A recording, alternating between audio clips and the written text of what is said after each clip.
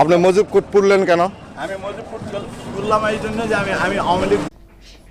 এই যে জাতির একটা বেঈমান, সকলকে বলছি, মানে জনগণ, খালাম্মাজন সকলকে বলছি, এই জাতিটাকে চিনে রাখবেন।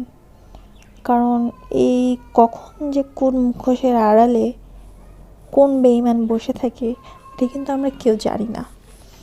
তো মুজিব কোর্টকে এভাবে পুড়িয়ে অপমান না করলেও পারতেন। মুজিব কোর্ট যখন সুবিধা হয়েছে তখন গায়ে জড়িয়েছেন, এখন সুবিধা পাচ্ছেন না, এখন পুড়িয়েছেন।